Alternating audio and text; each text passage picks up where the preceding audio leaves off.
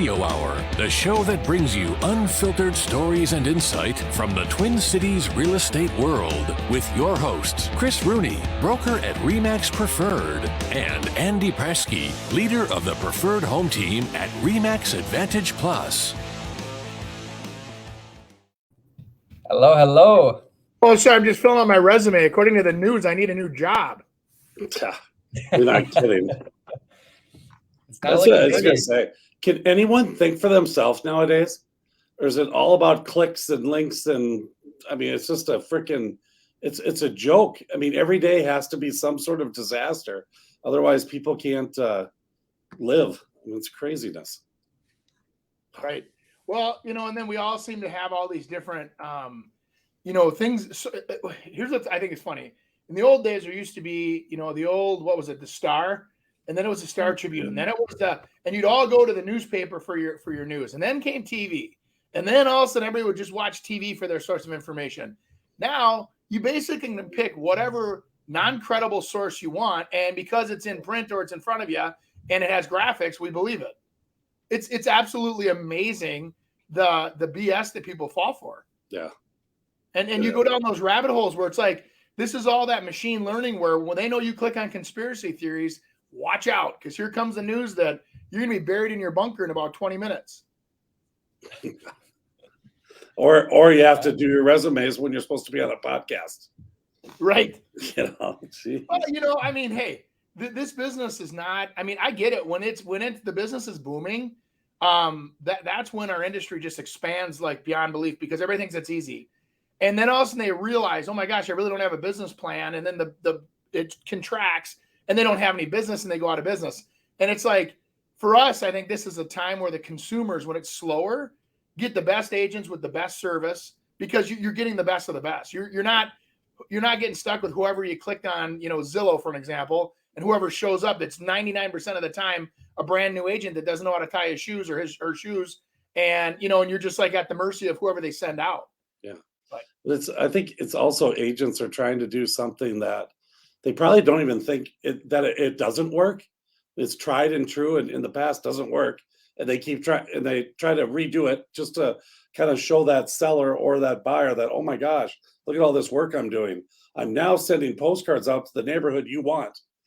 Okay, that's great. That works. I'm gonna contact every agent that's ever showed a house in the $400,000 price range. No, you're not. You don't do that. You can't do that. And people are trying it. And it's kind of like, ultimately it's what you put in the MLS and what you're putting out there and reaching, because that MLS shoots everywhere. I mean, it goes to everything that you could possibly want. And so everyone coming in and thinking they have these new little tricks and new little whatevers, that's not what it is.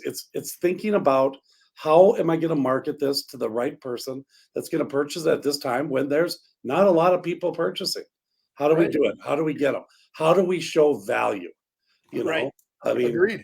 Hey, we're going to do an interest rate buy down for you. Oh boy, that's that's very inventive of you. It's just, I just think that everyone has gotten just so crazy, and it kind of goes back to the clicks, that I have to have likes and I have to love this and I have to do this and I have to go click into this one because that's going to tell me that President Trump was the worst president in the history of the world. He's going to bomb Russia, bomb whatever. I mean, or hey, Biden's a loser, whatever it is. It's just so stupid. I can almost guess which one you'd click on, but that's okay. We'll keep moving. Yeah, but it's not. But I don't know. I think, to me, I just think that we all need to just kind of take a little breath. And the world's not ending. I don't think it is. It's not ending. We're not going to go. I mean, this market. I mean, just think common sense wise. Okay. Right. I mean, how many houses on the market? How many people are really missing payments? We're going to talk about realtors missing payments, small businesses missing payments, and all that kind of stuff today. And which is kind of reality. But I mean, when you go back to it and what are you going to do? You're going to pay for your home. You're not going to pay the other things out there that you're supposed to be doing. that you're not doing, yeah, that's going to hurt the economy. But I mean, everyone's mortgage, Andy. How many people? I mean, do you know that has a mortgage other than if they bought a house in the last 6 months that's not at or around 3%? Right. Everyone. I'm not, because I only have like 8 years left on my mortgage, but I left mine at 4.75, and everybody's like, "Oh my God, that's ridiculous. You should refi." And I'm like, by the time I add in the cost of refi, or I do a no cost refi, you're right back to where you were. So it's like, it's great. It blows my mind. There's a mentality of living in the moment versus living in life, right? And it's like, in the big picture of life, you got to learn to pay things off. You should not buy things you can't afford. I mean, it's kind of simple, basic old man, listen to your grandpa or your grandma, right? And they'll tell you this stuff. It's like, I never bought anything I couldn't afford. I always laugh at the grandparents. They're like, "Oh, they used to eat soup and crackers and they drove an old car, and then they died with $7 million in the bank." Yeah.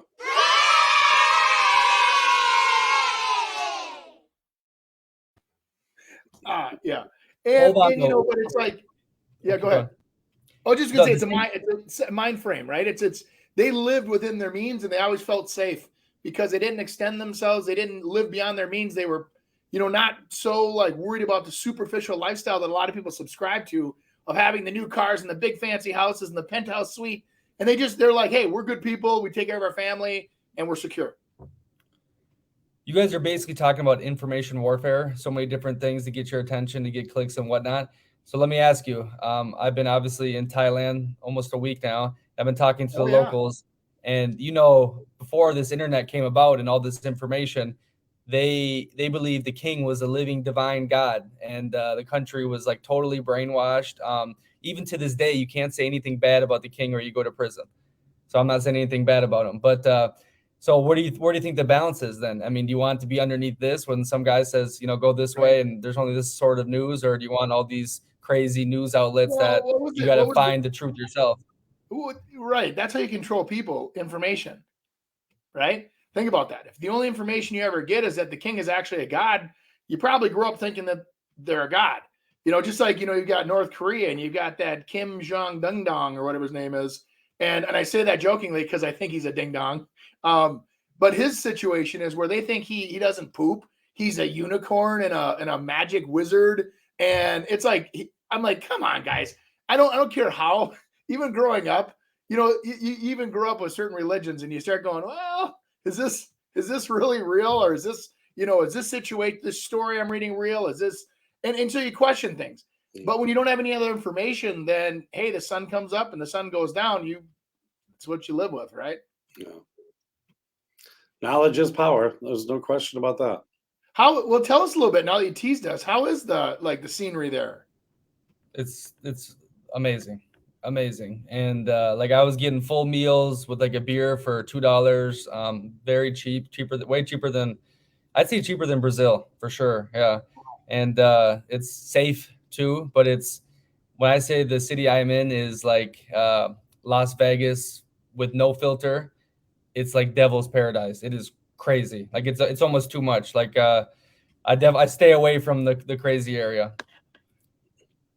Oh my! It must be really crazy then. Yeah. If you stay away. Oh you can hear Chris booking a ticket as we speak. I should come visit. I've seen things here I never thought I'd see. So it's beautiful. Like there's so many beaches, and again, cost of living is amazing, and the people are super nice, so friendly and safe. Oh, cool. Well, that's good. We'd like you to see post some pictures here and there, right? Of course. Us old guys living vicariously through you. Let's hit on these stats though, because they are worrisome. We'll get into the first one. The 37% of real estate agents haven't paid their rent, but we got to get a little commercial here. That's the normal market. Next month I got a commission. I swear, boss. Let's do a little background on that, though. I mean, I don't know if most people know, but typically realtors pay to work. And so they pay to have a broker, which affords them higher commissions, but they usually have to pay some sort of rent, whether it's for the office, copier machine, even the ability to work there. And this is saying that 37% of the real estate agents in the U.S. couldn't afford to pay their rent in October. not the company couldn't pay their rent, but that the agent was unable to pay their rent. And a third of the people, this is one of those examples to me that is they can't Well, afford, there's certain things they can't afford. We'll just let that kind of go because the broker is going to end up getting it anyways. Once they sell a house, they're going to get their money. Right. But I'd be curious to see what the accounts receivable are for agents on past rent, regardless. And did you see that article? If you read, it would kind of went past us quick, but that was only a 10% increase from September. Yeah. So that's only like 3.7% more from September of agents. So it's like notoriously when the market slows down, it started slowing down in June, and they probably had a couple months of reserves, and they were spending every dollar they had extra on to try to generate leads, buying leads off the internet, Zillow, whatever. So again, I'm just going to reemphasize this. If you're a consumer watching this and you go online, you are basically entering into a Shark Tank, and you are clicking away and trying to get information. That information then is all absorbed, recorded. You're put on, there's all kinds of ways that we can buy that information as an agent if you want to. And then you get sold off to some team that wants to pay the most money for that, quote, internet lead and that information. So what ends up happening is all of a sudden you're going to get a click and you book a showing, and that showing, like, again, most teams that have people running internet leads generally, not always, but generally they're newer because they don't have any other existing business. So they'll run internet leads, quote, appointments that are booked online. And so you're not getting that experienced agent again, but it's anyway. Yeah. I think it's interesting. I know the next one that we have is not just agents, but it's small restaurant businesses, over nearly half of them couldn't pay their rent in October. But I mean, I don't know, Andy, if you've got is that nationwide? Yeah. I don't know if you have been, just again, jumped by 7%, but I mean, that's real. But I don't know if you've gone out for lunch lately and brought someone else. I mean, it's not 25 or 30 bucks anymore. It's 50. Yeah. I mean, prices have just gotten insane. You can't even go to Arby's anymore for under 20 bucks for lunch. Really? It is insane. And that's the problem that you're running into, is that a lot of my clients that are entrepreneurs that have interests in restaurants and whatever, they're all saying that their food costs are out of control. Yeah. Well, Andy, 4 roast beefs for lunch is a lot. I mean, 4 roast beef sandwiches. I don't remember what the Big Montana, I think, is the one that resembles us. It's like this. Oh my God. It is, hey, if you don't mind getting a little chubby, what a great sandwich. I mean, it is just amazing. Well, I think what's interesting too, I see a lot of this is when things are kind of rough and it's not looking that great. I think that's when a lot of people spend money.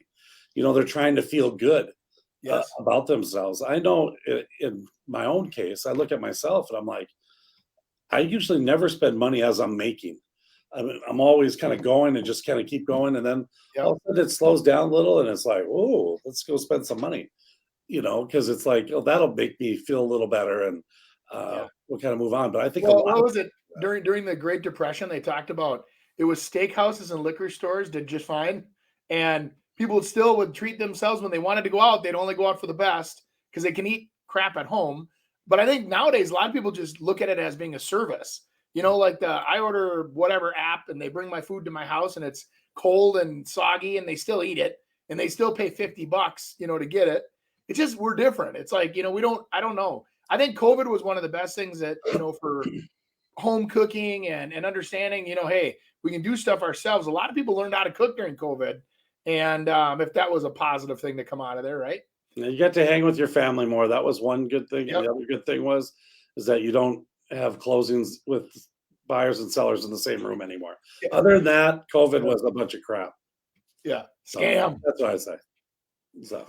Oh, that's funny. How do you really feel today? Oh, can we even say that? Oh my God, that's right. We can't say that on. No, we can't say we don't believe in the King of America. Wait a minute. Or we get killed? Okay. Hey, let's get into the next one though. We forgot to do Andy's commercial last week, so we'll throw this on there. Andy, do you want to do it or? Go ahead. I'm good. Chris? Not today. I'm a little too feisty today. Well, they said I could have 30 seconds on the show for a quick ad. Andy Prasky, Remax Advantage Plus, Andy@Prasky.com if you want to email us. Here's the thing, 22 years in the business, over 1,400 sales. I'd like to help you with your real estate needs. If that's buying, if that's selling, if that's building, whatever it is, give us a call, send us an email. Let's get you started on your real estate journey. I'd like to help you on the way. Lots of experience here, and I would like to put it to work for you. Andy Prasky, Remax Advantage Plus. Thanks for listening to the show.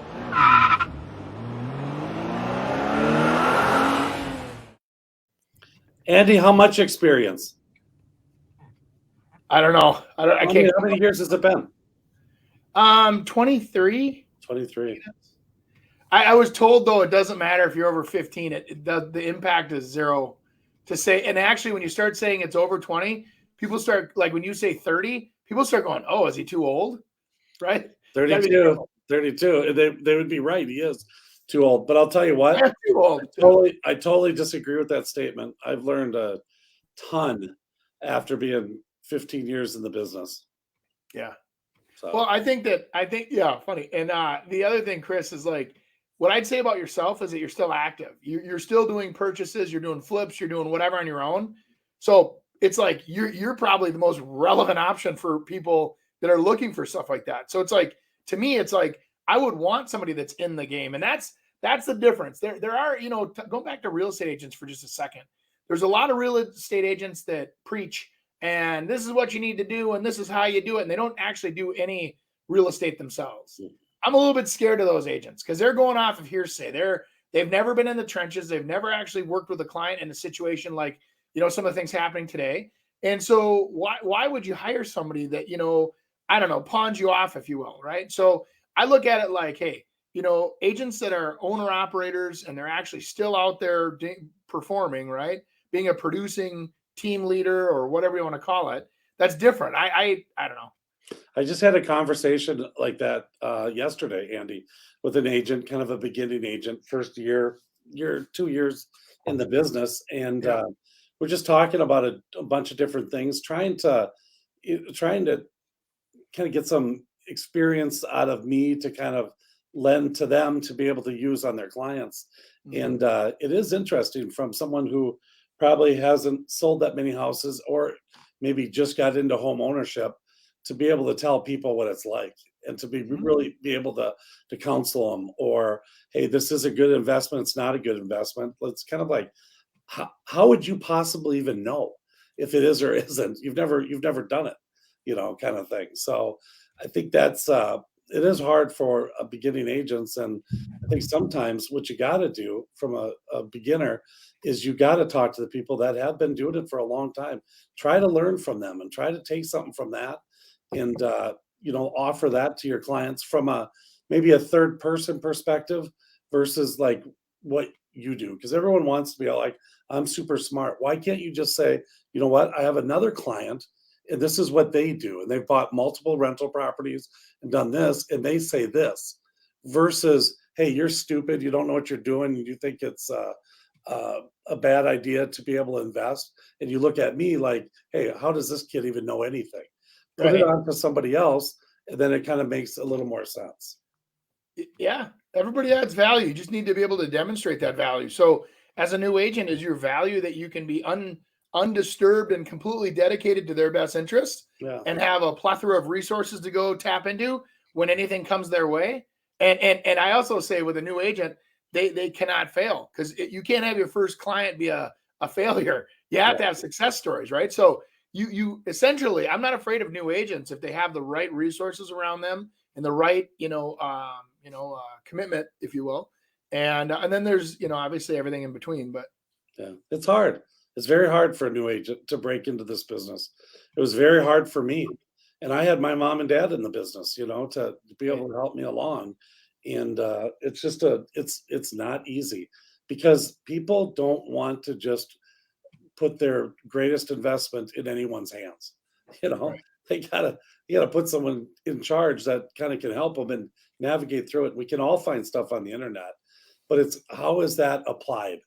That information that you see on the internet, how do you apply it to a negotiation strategy? How to set your house up for sale? How to create value? on your property. There's a lot of different things. What makes my house better than the other houses? You have to go look at houses to know that stuff. True. So anyways, I'm glad you got that off your chest, Chris. I know. I'm moving. So, all right. What do we do? Do we talk about everything? You see the banner? Who is the largest landowner in Minnesota? I'm curious to see if you guys can get this. I bet I would guess. You want me to guess, or how do you want to do this? Governor Walz. I would say Potlatch. The Potlatch? Potlatch or Louisiana Pacific lumber companies. Oh. They make up in northern Minnesota. They make that LP Smart Side out of all that poplar and aspen and whatever. And there's a ton of companies that make chipboard up there or OSB. There's a Genio Turkey. What them? No. Oh, the Mulpus Woodlands Group. Wow. 286,000. Timber Supply, Andrew. Yep. Good boy. Their site says they'll work with individual Northers. Wow. 286,000 acres. That's not bad. Now I gotta Google something. How many acres in Minnesota? What do we got? How much do you guys think we got? How many acres do you think we have? Oh man, I wouldn't even know how to guess that. Yeah, I don't either. Acres operated. It'd be by the section. It'd be like thousands of sections, I would assume. Yeah. And a section, what is it? A section is a 540. Can you imagine 286,000 acres though? You want to live by yourself, that's what you buy. You live right in the middle. Yeah, exactly. Huh. Interesting. Though, if you go out west and you head out to, like, there was years ago when I was right out of college, worked for a lumber wholesaler, and they sent us out to see the Pacific Lumber Company, also known as Palco. And we flew out there. We were up in Eureka, California, and they owned millions of acres of land of, redwood forests and everything else. And it was interesting how these guys, they had their own town because where they had all these workers, they had, no way they had their own general stores. They had their own medical center. They had their own grocery stores. They had their own insurance companies, and you could use their money. So back in the day, talk about Bitcoin, these guys had Palco dollars, and you'd earn Palco dollars. You could go spend them at the Palco stores, and you'd buy their goods. And there was all this exchange happening without taxation. It was kind of the best barter system I've ever seen. And anyway. Hey Andy, did you see FTX collapsed, the second largest exchange? Yeah, this guy he was like the golden boy, and they lost. He was worth 20 billion, and now he's worth nothing. Like after one day, insolvent. Yeah, supposedly he ran off with a lot of it, and there's a lot of drama going on. But one of the biggest exchanges that was on MLB umpires' jersey or the stuff they wear. They had their thing on there. FTX Arena is Miami Heat's arena. They're huge, and they just went like overnight. You would have think those guys would have diversified a little bit, Yeah. Hey, just so you guys know, that company that owns all that land in Minnesota, that's more land than we have parkland in Minnesota, and we have a ton of parkland. Just saying. How old is that company? Wait a minute. We have more profit land than we have. There's 239,000 acres of state parks and rec areas in Minnesota. And that guy owns 286,000. That company owns 286,000 acres. What is their is it like some of the bigger lumber brands we've heard before? Who did they have? What brands do they own? Like Weyerhaeuser, Potlatch? I mean, you know what I mean? Right. Yeah. No idea. They must be like a capital collective, and then they own a bunch of conglomerates or whatever you call that. Interesting stuff, though, guys. I mean, you will see like I always have my ears open, and they'll have these auctions in northern Minnesota where it'll be 80 acres of prime forest, and they're selling it, but it's landlocked, and you have to go over like a river and through the woods to get there, and it's like. You need to attain easements and things like that to get your own land. And it's like, it just blows my mind. It's like, I don't know. Yeah. Be fun for hunting land though. You know what I mean? Do you know how many acres of state forest we have? No, I don't, Dad. 3,169,000. Wow. Wow. Yeah. That's See, super. look what your little question did, Nick. We're just getting super smart now. That's a good thing to tell buyers, or sellers. Just a fun fact. We have 3 Andy million. loves his numbers. Yeah. I know, but I'm full right now. I don't have any room for stuff like this, so I'm at capacity. I got some fun. I got some fun stuff coming up here. So let's do another commercial. Chris Rooney, Home Experts. I was just 1 year old when my family started in real estate, where both my parents were agents. They also dabbled in investing in real estate, rentals, flips, and construction. After college, I went right into getting my license in July of 1990. As a 23-year-old agent in an industry that looks nothing like today, I had to know more for my clients to choose me. There wasn't Zillow or social media to tell them how good I was. I had to win them over with knowledge. With knowledge comes confidence, and with confidence comes results. I found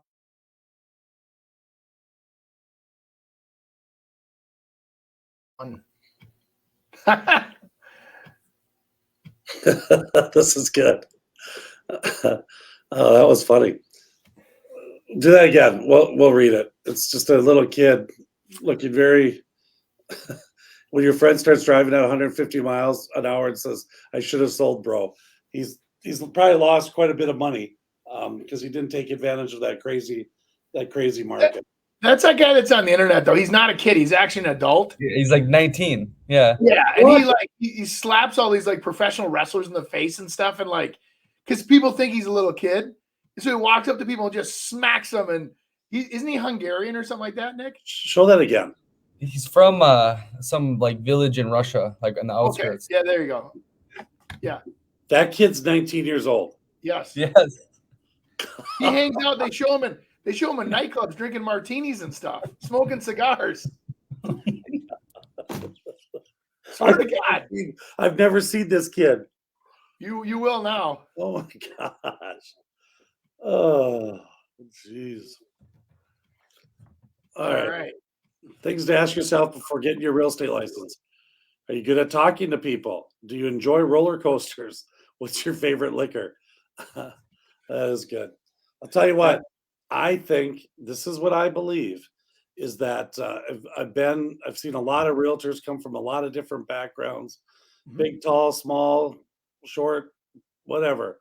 And where I have felt that I've seen the people that have, I don't know, kind of the skills are people that were in the service industry, like a bartender or a waitress, or, did some sort of customer service type things. I just think they have if you think about it, I was a bartender and a waiter, and if I didn't attract many different people, I wasn't going to get tipped very well. So you had to learn how to deal with different people. And even though you don't typically work with a lot of people that aren't like you, because you typically attract each other, but on the other side of the transaction, you will. And you have to be able to get along with those people because you're the conduit, between your client and, say, the seller or the buyer. And the way you act and, put yourself out there is what they're going to think of your client. So you got to do right by them. True. Just a Bank of America is giving out loans right now with 0 down payment, 0 closing costs, and no mortgage insurance. That means people are going to be able to buy houses with no money and have cheaper mortgages. And a lot of people think that this is only for African Americans and Hispanics, but it's not. It's actually for Hispanic and African American communities. And this is a great opportunity for first-time buyers to purchase a home. So if you want to learn more about how to buy a house with 0 down payment, read the description below and share this with your friends. Haven't heard of that one. I didn't know that they had a gate into these communities. I didn't know where they are. Mm-hmm. Yeah. It drives me crazy when these big corporations sit there and do things and say things like this. So they must have maps and like, if you buy in this community, insult me a little more. Hey, remember those maps we saw in Minneapolis about those communities that couldn't have any of those types of people in there? I mean, it's the same thing. It's just opposite. It's just so dumb. I don't know why we have to do this stuff. So Yeah, it is a. That's the same program we talked about with the lender like 2 months that's ago. what I thought. Yeah. It's getting popular now. People are doing videos on it and everything.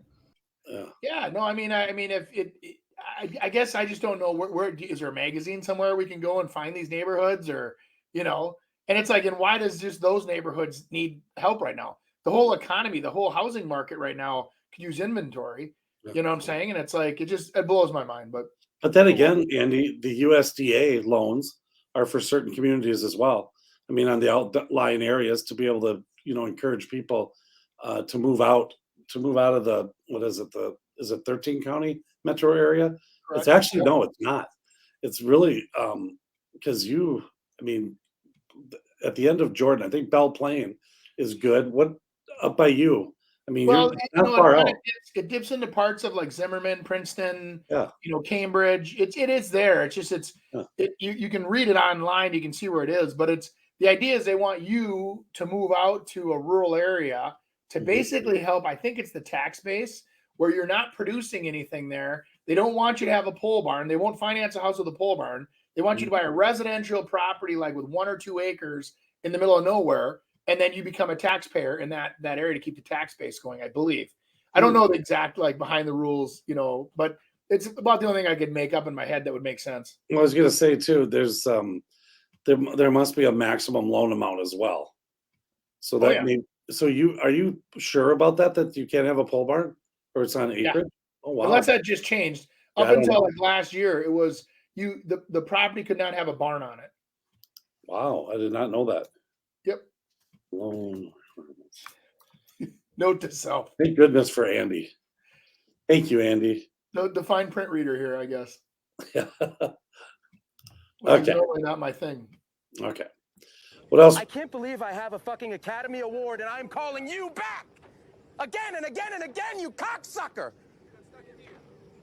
Send me the check.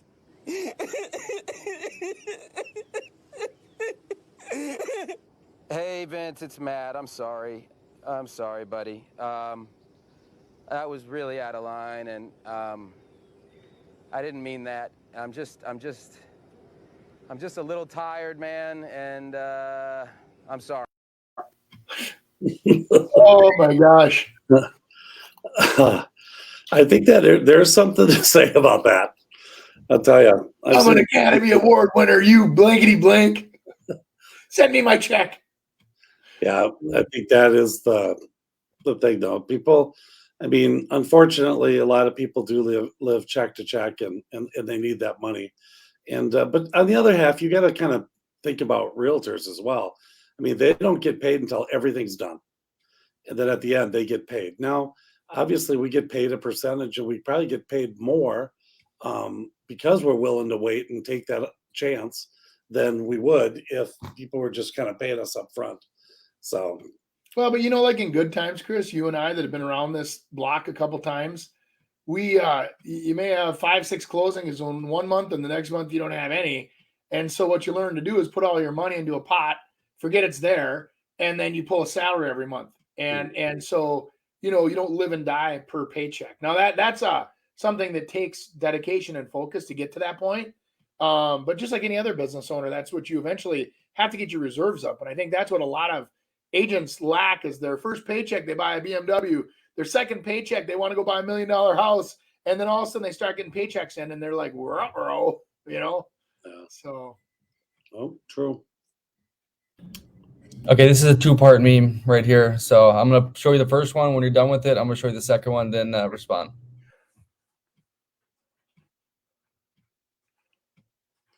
The real estate industry, 33 companies have laid off at least 50 people.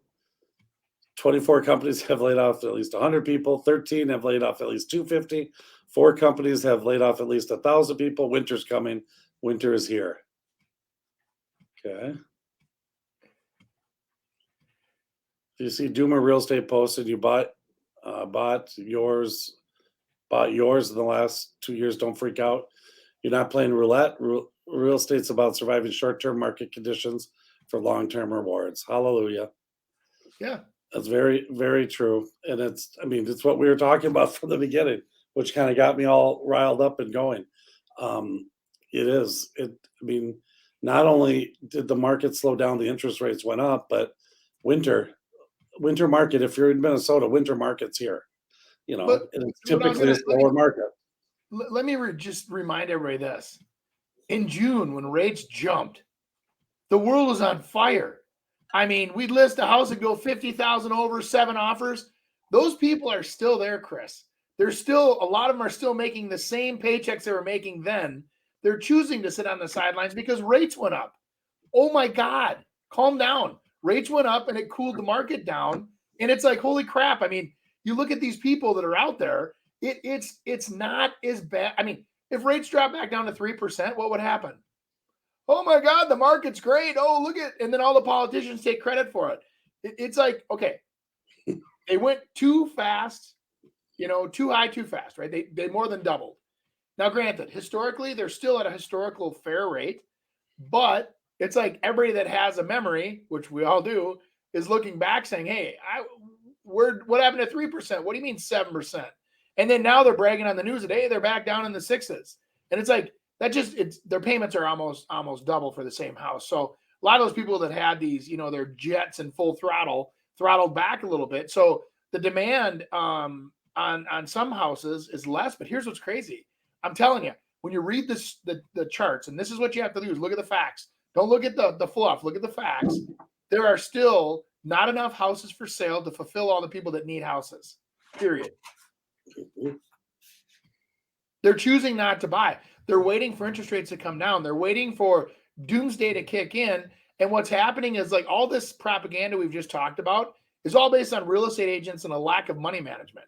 Has nothing to do with the real estate industry, like the actual houses that are selling, right? It's all about mismanagement of our funds, if you will, which doesn't shock anybody. Yeah. And I think in a way, I mean, I look at Twitter and now Amazon, and they're laying off tons of people. Hey, maybe there's a lot of other jobs out there that need to be taken. Maybe this is a way in which to do it. But I think people are going to have to get used to. They're not going to get paid the same as what they were for sitting around and doing nothing in their basement. It's just not gonna happen. You got to get out there and work again. So how many of these restaurants are going to have to close before people realize, oh my God, the $18 cheeseburgers aren't a hot ticket. It's people's lifestyles have gotten accustomed to it. We used to be able to afford it. It was not a big deal to go out once. I remember when I was a kid, we were lucky if we get pizza on Friday nights, brought in from Little Caesars or the local pizza shop, and that was a treat for us. We never went out to eat. I mean, honestly, and nowadays families go out to eat 3, 4, 5 times a week sometimes. And it's like, it's just, and your parents weren't realtors. We went to Mr. Steak almost every night. We'd go there and we had it was all set up. And I don't know if we got like kids' meals were super just like nothing or something, but we were always on the run, and Mr. Steak was our spot. That's awesome. Do you remember Mr. Steak? We had a Mr. Steak in Brooklyn Park. Did you? For years. Yeah. And then they turned it into Blondie's. And then that, I remember, disappeared somehow. But yeah. Have you seen up in your area restaurants closing down? No. No. You see them less hours though? Yeah, yes. There was and I remember in Alexandria, I more than one time got frustrated with Dairy Queen because I would literally I'm a good boy. I go fishing all day long. I'm drinking my little LaCroix waters. Everybody else is having a party. And I'm like, you know what? I've been a good guy today. I'm going to go buy myself a little ice cream treat. And I jump in the old truck after the pontoon sunset cruise. It's about 9:30, and I go, okay, they're open till 10. So it's a 20-minute ride. I got a half hour. I drive over there, follow the rules. Sometimes I have a couple kids come with me because I'm that guy. I like to buy ice cream. And we get to the old Dairy Queen, and by God, they closed at 8. I'm like, in the middle of the summer, you're closing at 8 at night, and they say, we don't have employees. I go, but you did to get you to 8 o'clock. Why wouldn't you stay open until 10? So then I go to the other Dairy Queen on the other side of town that doesn't open up until 2:30 in the afternoon. They got their heads on straight. They actually don't open for lunch. They do the early afternoon to eat late evening till 10 o'clock, and then they'll stay open. They don't shut the sign off on you when you're sitting in the drive-through. Like some of these places will. They're like, hey, man, we're worn out. We've worked 4 hours. Lights out, and they'll shut it off, and you're like, you got to be kidding me. That's socialism, man. That's like you go to. I've heard that happens like in New Zealand. Like you'll be t-shirt shopping after dinner, and all the t-shirt shops are like, get out, we're closing. It's 8 o'clock. And I had a buddy that visited over there, and they literally will kick a paying customer. They'll kick out of their store because it doesn't matter anyway. Taxes are so high. If we get up to a certain point, it's not worth collecting it anyway. So they kick everybody out of their stores. Wow, Kind of that was speak- a lot. Sorry about that. Speaking about this, and we were talking about like all the clickbait and everyone, the dooms and the quick memes, and this video, this next one, and maybe we should start doing some of this content. This got about 1 million views, and it's quite easy to do. It's a real estate agent here, and check it.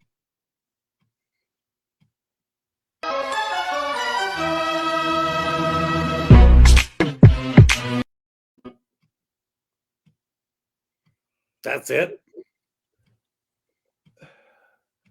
I think I officially, is it today? I'm going to mark in my books that I hate our industry. Hey, we could just make fun of it, Andy. Man, That would be if kind of. that's what America wants, and to get 1 million views. Well, Andy, you were just talking about like no one wants to work. They're shutting down, but this is quick content, 5 seconds, boom, boom, boom. Yeah, that's true. You're right. Dopamine. Yep. It's kind of where we're headed. No one wants to listen to Andy's analogies, or do they want to just hear Andy's analogies? Which one? Wait, you don't want to listen to two middle-aged guys talk for an hour about real business? Exactly. I know. I don't know what's wrong with people. Yeah. Shocker. Where's the alarm? Beep, beep. Maybe we have to talk about Dairy Queen more often. Hey, should be a great sponsor of the show. True. No, it is like a little hug every scoop, but come on. I think I have some ideas. Nothing? No, I think I have some ideas. I really do. Good. Well, until then, let's keep helping people. So here's someone that needs some help from Reddit. And it's kind of long, but here's the story. Oh boy. All right. My grandma passed. She put in her will for me to do her eulogy before doing so. Because of this, my grandfather's given me first dibs on her land because he feels she obviously trusted me over my 40 or so cousins. So he's offering me 13 acres in Alabama for $2,500 an acre. Has road access and already had a home with everything hooked up to it at one point. Right now, it's covered with timber that he says it's ready to be cut. To complicate matters, a local real estate tycoon from the area caught wind of the land potentially going up for sale. People watch obituaries, just so you know, and offered to drive to my grandfather a few states away this very weekend to pay cash for the acres straight up. When I told my brother, he asked if he could go in half with me. All this makes it think it's a worthy investment, even though I live a few states away. I have the money ready to go, but can't decide. Do you think it's a worthy long-term investment? 100%. But just get ready for the backlash from brothers, cousins, uncles, aunts, grandchildren, and everybody else. Because What you I would got say it, is no one else did. Well, but you know what? Boo-hoo. Then you maybe should have took care of your grandma. Yeah, Right? I mean, no sometimes offense, it's not but I worth mean, it, Andy. I'm not trying to be a jerk, but that grandmother had the ability to choose what she wanted to do, and she rewarded those that rewarded her. And I don't blame her. I think that's Actually, she didn't. She picked him to do the eulogy, but she never said to sell him the acreage. The grandpa felt that. So the grandpa might take that. Well, hey, Chris, just so you know, if you do the math, I did the old calculator here. Oh, good. It was $32,500. It's nothing. Ooh. Yeah. I mean, the timber's probably worth more than that. On 13 acres, you could probably pull a couple thousand an acre or more just off the timber if it's good timber. So to me, then, if it's only 32.5, why would you want to? Because it doesn't matter what the amount of money is. It's that you got it and they didn't. And when that happens, it's just not worth it. I mean, for $32,000, you get $800. What is it? $800 per kid. something like that. If you split it up amongst everybody, Take the cash deal from someone else, try to list it, make more, and give it to grandpa and let him enjoy his life. That's what I say. you're a good kid. I think I'm going to put you in my will. I know. Money does not drive me, Mr. Prasky. Huh. What about keeping like your land in the family instead of just selling out to some real estate tycoon? Yeah. I mean, isn't that important too? Well, it's 13 acres. I mean, if I bought it, I'd build on it and probably live on it if it's, assuming it's buildable. I think that's a great idea. I think that's a great idea to tell them, hey, let's just keep it for our whole family. Let's all pitch in. It's somewhere to go and remember and put up a tree house. After I clear cut it, we'll plant a tree for grandma. That you can all come water. Yeah, you can probably get enough. You got to call that little Potlatch family up in Minnesota. Yeah, the last name was Potlatch. Yeah. Add another 13 acres on that 286,000. Now that would be an inheritance that would be worth fighting for. Yeah, that's true. Forget your cousins then. Totally agree. Yeah. But have you guys dealt with that though, especially with all the development in the last 20, 30 years, all the farmland, people going crazy at each other? Oh God, yeah. It's not worth it. I've talked to people after it's been done for a while. It's not worth it. Some kid gets more than the other kid. It's just not worth it. We used to get a lot of referrals off the WCCO. We'd have a lot of people that would have estates, and they would call us and say, "Hey, how do we give this to our kids without paying taxes? Or how do we, live there forever, have it, life estate? Or how do we have?" And so we used to have a lot of really good, listeners back then that were great. And Chris would just say, "Andy, you help these people." Well, the people that we would help, I mean, there were times where there was 4 siblings that wanted to fight each other, and the one sibling would want to buy it and own it. The other 3 wanted to sell it for a profit because they don't want it to sell cheap to the brother. And I mean, I had one family had 12 kids, and it got to the point of where I said, "Listen, when we have these meetings with literally 12 people, it's absolute chaos. They take 6 hours. You guys spend more time talking about the last Christmas you had fun together, and you don't talk about the business." So I always say my best advice to somebody that has a family with multiple kids and there's more than one inheritance is to literally vote in a representative that represents the group. And that representative has control, has the majority of can make the decisions, can pull the trigger. And you literally go to the extent of where you give them signing power, where they can even hire the listing agent and communicate directly with them. Now, on the other hand, I've seen where a lot of families are like, "Well, we just don't have anybody we can assign." I've seen where the family of 12 had 3 people, and then it was kind of a majority that they would have. But every situation, I've always said, to like the family estate planning, whatever, they a lot of times will do more than one appraisal. Sometimes they'll do as many as 3 appraisals if it's a more significant property. And then they'll take the middle appraisal and they'll offer it to anybody in the family at that middle appraised price first, and before they get anybody else involved. And that's the fairest way to do it. And then, the brother that's always been the screw up and he's finally getting on his feet, but doesn't have good credit. They want to buy it, but they can't, right? And owning with 12 other people, Chris, you know how this works. You all inherit that property together. Your credit's only as good as the worst credit on out of the group. So if one brother's filing bankruptcy and getting liens and judgments put against it because he's in trouble financially, and you're an A paper, cash only kind of person, that property can have a lot of issues. So you're better off to get rid of the property as fast as possible or protect it in some kind of a trust where the trust is encapsulated but I'm telling you, then your kids, maybe you have it for another 20 years, but then your kids are going to have kids. And then all of a sudden there's another 40 people fighting over the same thing. So it's like, you kind of got to decide, is it better off, just like you said, Chris, to sell it, cut bait and leave and give everybody their inheritance off of it and have one last big, family reunion out at the lake and then sell it or what? But I think what would be a really smart thing is for elderly people to talk to the people that are going to inherit it and come up with a plan before they pass away. Put that in writing and then do it, because there's another weird thing. It's not always brother and sister that's fighting over it. It's spouses that become involved in stuff that, not even related to them, but become a problem. And so I think it's really easy. I mean, after all of the ones that I've done a lot. Yeah. It's the way that works out the best. It's just talk about it, come up with a plan, whatever it is, and go. Well, and it's amazing to me how many times I've had where it's a $400,000 property value, and everybody wants it, but nobody wants to pay for it. So you know what I mean? And it's kind of funny because what you don't realize is like when you pay 400, but there's 4 other people, you get your share of that back. So it's almost like you're getting it at a discount. You're getting, if there's a $400,000 property, 4 people, you're actually going to pay $300,000 for that property in theory. And so you're buying it at a discount. And then, if that's even at a very fair price and you live there, own it for 5-6 years, you sell it, the appreciation's all yours. Your brothers and sisters or whoever are all out of it now. And so it is a very interesting, situation to be in for sure.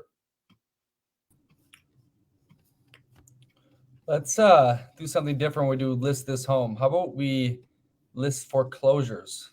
Oh, I think that's kind of interesting. How would you sell these? I see a couple here in Minnesota. Let me pop this thing up.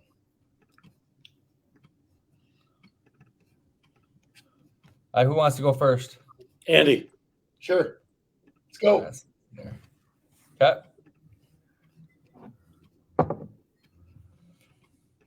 I'll give you one right down here. Ooh. Inver. Well, nice. Looks like is that a townhouse or is that single family? Looks like a townhouse, condo. Yeah. Okay. And you this is a foreclosure, you said? Yep. This is on Zillow Foreclosures, Minnesota. Okay. So, here's an opportunity to put yourself into a newer house in a nice area, great schools. You're in an association, so you can have the busy lifestyle and not have to deal with all of the maintenance and things that come with owning a home. And usually a foreclosure will represent a very fair price. Looks like it's already been cleaned and it's ready for you to move in. And looks like it's right about at market value, which is great because that's what people are offering right now. And so you're not overpaying. There you go. Just make sure to buy title insurance. Andy, isn't that interesting that a foreclosure has like appliances and lighting fixtures and everything? Right. Well, now commercial over. Banks aren't selling anything at a loss anymore, guys. Foreclosures mean you're going to pay full retail. So the banks go in and they actually renovate the houses that they do get back, and they know there's money to be made. So they've learned that lesson that they don't liquidate. So what we learned in the old days is that, hey, foreclosure, just like the dog when the dinner bell rings and they run for so everybody runs for these foreclosures, but they're not deals anymore.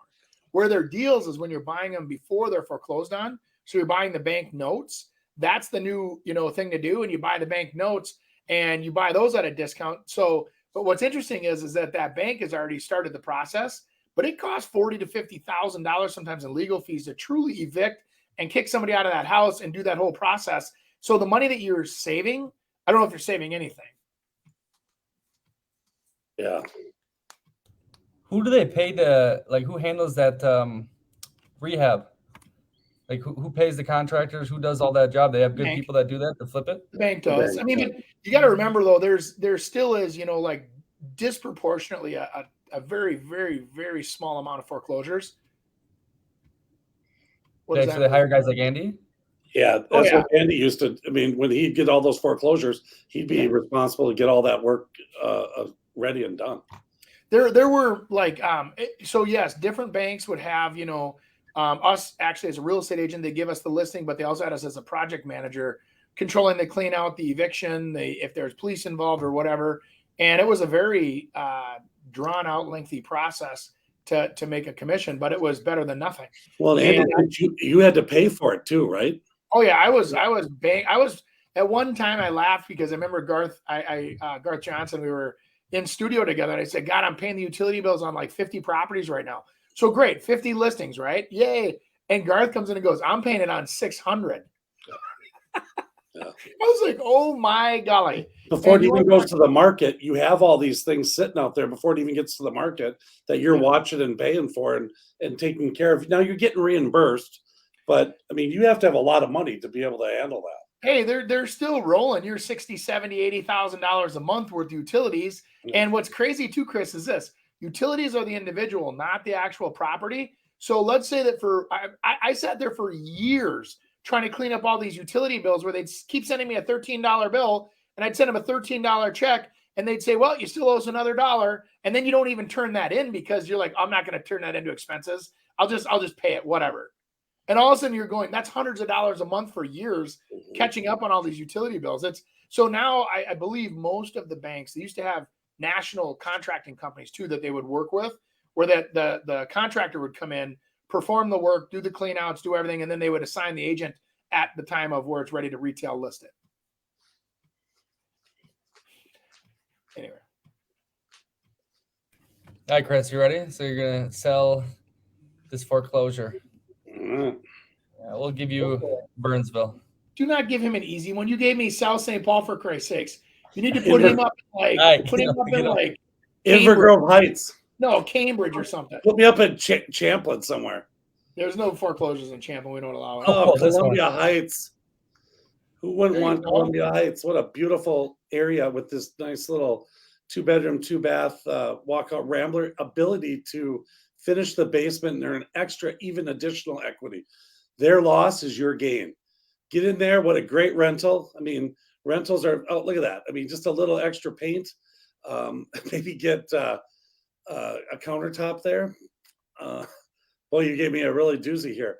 But here's a good example of a foreclosure that needs a little work. So a handyman special. Let's do it. I mean, you take that. That must be in the basement. It says that the basement isn't finished, or maybe it is. It only says 1,240 square feet. Yeah, that's a good one. I think investors get out there and look at it, and you can even do a disco room right there. That red carpet, the Elvis room, that's in. Can I make a quick observation? Looking at all the staining on the walls coming out of the vents and everything, I guarantee that's a smoker's house. You bet. And that whole house just stinks. That might be a really good one to really just take all the sheetrock and everything down and see if you can open it up and try to do something a little better. We used to take those houses and we'd literally pull up all the carpet, they'd clean out the vents, and then they'd kills paint, because it's oil based, so it has a vapor barrier on it. And they would spray ceilings and walls and everything, and it still sometimes wouldn't take it out of there. It'd still be into the woodwork, and I mean, it's unbelievable. We'd spend $7,000-8,000 a house when somebody's a smoker in a house, and that was back, in 2008 and 9, just to get rid of it. We'd also use ozone machines, which I know a lot of people don't recognize, but ozone machines work fantastic with smoke. They come in there, and it's kind of like a fumigation of a bug thing, and they just zap it with ozone, and these machines just basically kill the bacteria, I think, that causes the smells, and it's pretty cool. Is that just for wood homes? Because like in Italy, they built it with, non-wood materials, and it doesn't, all these smokers, their places don't smell. Everyone smokes inside in Italy. I have no idea. Plaster maybe, and maybe it's plaster versus sheetrock, right? Yeah. Could be. They don't usually have carpet either, do they, Nick? No, not really. Yeah, tile, that kind of stuff. Yeah. That carpet, it's just like hair. You go to a Mexican restaurant, you come home and you smell like you're at a Mexican restaurant or Subway. Same thing. It's the same thing with smoke. Carpet, hair, whatever you want to call it. Yeah. All right, last thing here. We got someone that kind of wants to cut out the real estate agent. What would be your answer to this?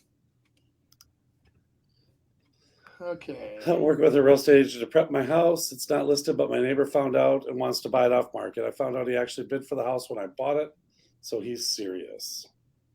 Good for What you. are you gonna do with that person? Yeah, what do you recommend? They ask, it cut off. From which perspective? Here we go. Should I take this private and work with him? Or keep my agent as part of the process?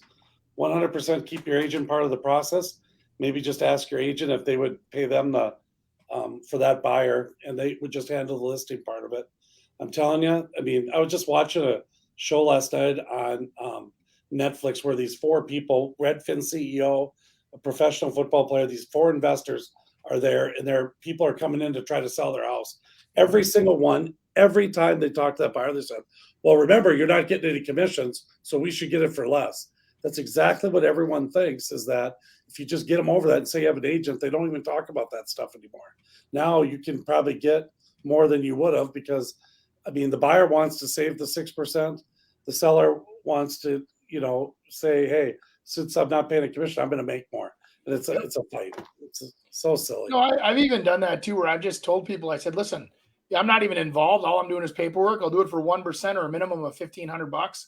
And I'll come out there and help write up the deal and, put everything together for you and, cross the T's, dot the I's. Because if I'm not doing marketing, I'm not, dipping into my expertise to help you sell the property. I understand. I don't need to give you all of my facility, full plethora of business. And so I do deals all the time from an admin level. Don't cut the agent out. Well, I wouldn't, but I mean, like Chris is saying, I mean, this is where I always tell people, you got to remember, karma's, I think, a real thing. If you're using somebody, like when people would refi years ago, they'd, call a real estate agent. The banks would tell them this and give us a rough estimate as to what you think your house is worth to see if we can get rid of your mortgage insurance and we can refi your house. And I'm like, those real estate agents do it for free because they're trying to earn your business. But at the end of the day, if you're really not using, I mean, throw them $100 and just say, hey, I'm not ever going to use you. I'm just trying to refi my house. Here's a $100 gift card to Target. Thanks for your time. Most agents would still do it just to, get the opportunity to meet you and be their go-to. But on the other hand, it's like, I look at some of these people, helping them prep their house, helping them do whatever, using all their expertise. That's where a good real estate agent would have done what first, Chris? Get it signed. Yeah. You would have signed an arrangement with them up front saying, hey, before I give you all of my expertise and all my resources, we're gonna develop a relationship first and define it up front. Beautiful. All right, for all you loyal listeners, make sure to give us some likes or write us some reviews on iTunes, Spotify. We know you listen, but we want to see it. Remember, we post 3 digestible clips each week on the Facebook and YouTube. Send us in your questions, and we'll see you next week. All right, guys? See ya. Thanks for joining us this week on the Real Estate Radio Hour. Don't forget to visit our website, realestateradiohour.com, where you can subscribe to the show on iTunes, Spotify, Stitcher, or your preferred podcast listening app. If you enjoyed today's episode, we'd appreciate a rating on iTunes or sharing us with a friend. Until next time, stay awesome, Twin Cities.